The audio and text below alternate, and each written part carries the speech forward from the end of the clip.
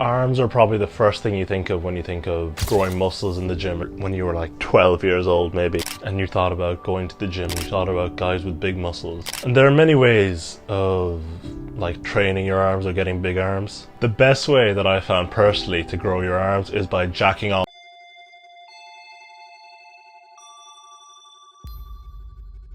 There's kind of two different camps when it comes to growing arms. The first camp talks mainly about just doing your compound exercises, or your bench press, your lat pull downs. So the first camp says just do compound movements, you'll hit your arms indirectly, and then at the end of those sessions do a couple of bicep curls or tricep push downs.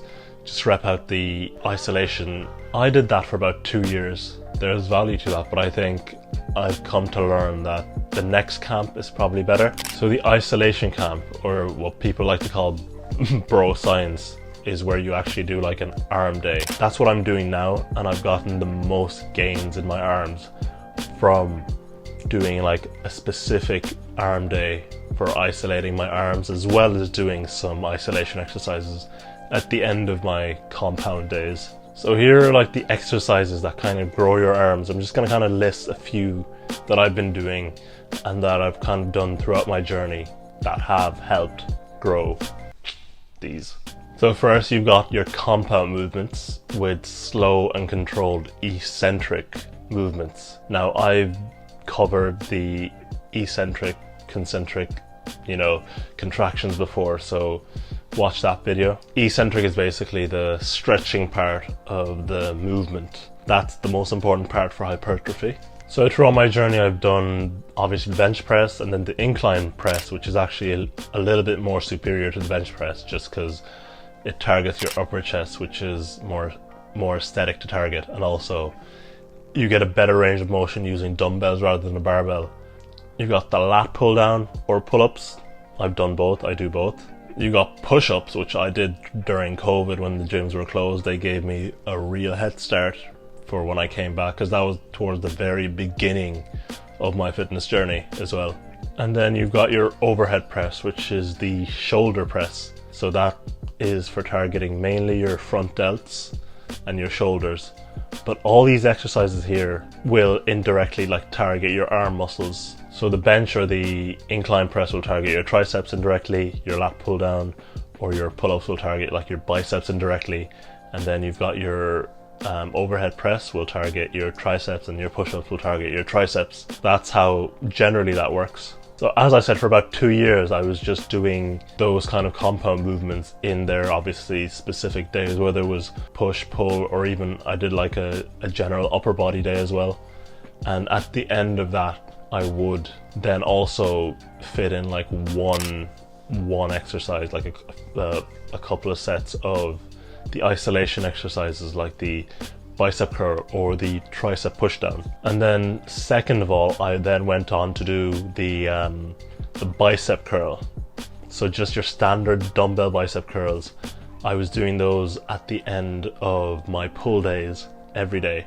So during those 2 years when I was not doing a specific arm day, I would at the end of my pull day just do your standard standing bicep curl with the dumbbells. And then after about a while, so it's still within these 2 years, so after about, I don't know, after about 6 months or so, or a few months, I can't remember, instead of just doing your standard bicep curls, I do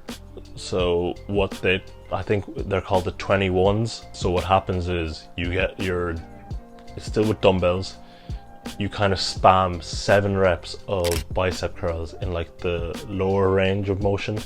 So from I don't know if you can see, so from you're there and then your arms are down straight and you move your arms then so that they're parallel to the ground. So just the lower half of the bicep curl, so imagine a full bicep curl, just the lower half of that, you do 7 reps of the lower half, and then straight away you go straight to 7 reps of the upper half. And then you do 7 reps full range of motion after that. So this is all superset together. 7 reps of the full range of motion. After that you go and do hammer curls, full range of motion hammer curls for about 14 reps. And you do 3 sets of that in total. Imagine how dead your arms are after that. You've just done 7 reps lower range of motion, 7 reps upper range of motion, and then 7 full range of motion, and then 14 hammer curls, all superset, and you do those 3 times, 3 different sets. So my friend showed me this routine and I really liked it, so I did it for about like a year basically, and it was still at the end of my, as I said, still at the end of my pull day. It would be something that I'd just do at the end to absolutely wear my arms out. By the end of it, it was brutal. But as you can imagine, you're kind of spamming. You're not really focusing that hard on the contraction. After about the year, I started moving to like simpler exercises for biceps to kind of really focus on that contraction. And then after that, for about 6 months, I did kind of like a mix of different things. I was doing like a mix of preacher curls with like seated incline dumbbell curls where the dumbbell's like behind you as you're seated, and then I did just your standard standing bicep curls. This was again all at the end of my pull day. Eventually I then settled on just doing the preacher curl at the end of my pull day, which is my current routine at the moment. So today, as of right now, my pull day consists of the normal back exercises as well as then just 3 sets of preacher curls. And I settled on that because by this point I had added an arm day. So I added an arm day about a year ago. So from that point I have a specific arm day as well as just the preacher curls at the end of my back session. So the bicep portion of my arm day is I do standing easy curls. So you know the easy bar that kind of zigzags. I do 5 sets of standing easy curls, and then I mingle in hammer curls. So 5 sets of the hammer curls as well. Meant to be superset, so easy curls and then hammer curls straight after. It's meant to be superset, but we won't talk about that. So the next exercise I'll move on to is the easy bar reverse curls. So about a year into my routine, I decided I want to target forearms a bit more. So I started doing easy bar reverse curls. At the start I was doing it at the end of my push day. Even though it didn't really make sense, it was just kind of for spacing and timing purposes. I just decided to like shove it in there. And yeah, they're mainly for forearms, but they target biceps indirectly. Now I have a specific upper body day where I do a few compound movements, but I also add in whatever I can at the end of it. And in that day, I do the easy bar reverse curls now there on my upper body day. So I don't actually do them on the arm day. So around the time I did the easy bar reverse curls, I also started doing wrist curls and then wrist extensions as well. They're just for targeting forearms, and I do them. I used to do them at the end of pull day. Now I do them on arm day. And then we shall move to the triceps.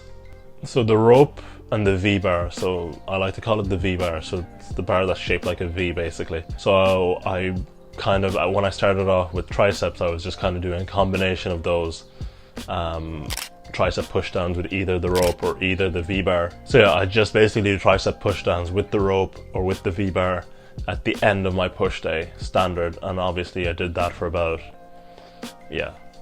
2 years.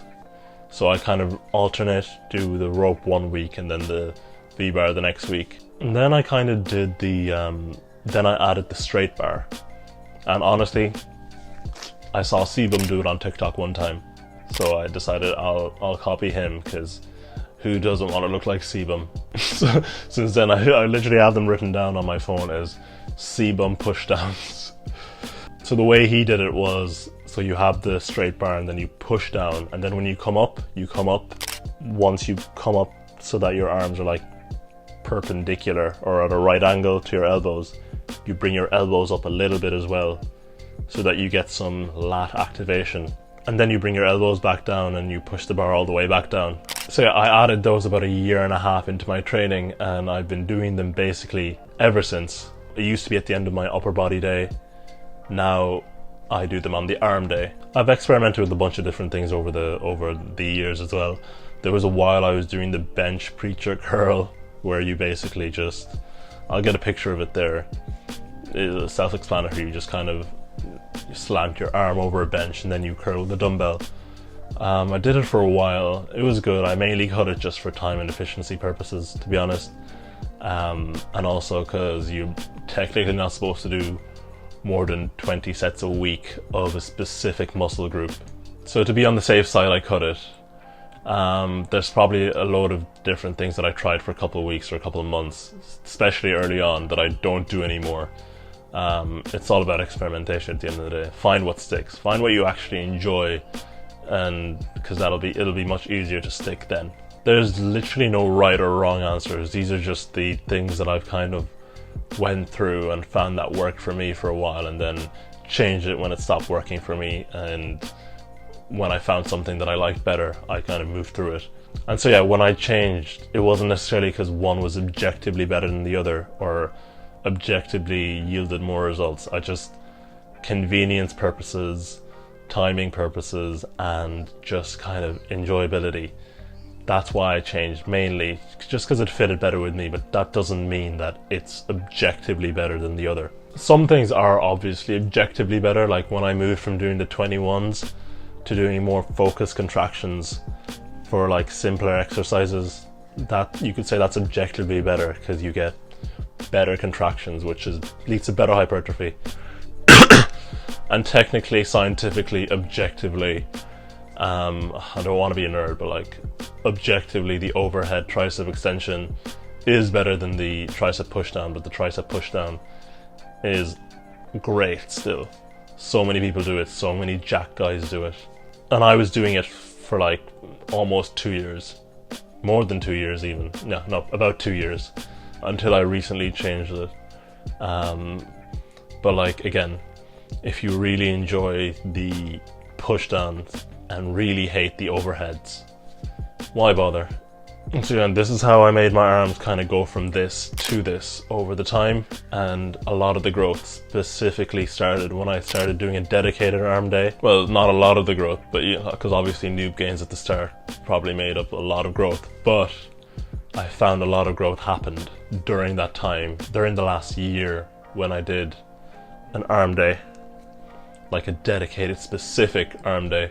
Don't be afraid to put in your suggestions, what arm exercises you do. I'll definitely check them out. And I'm open to suggestions, as always. Take care.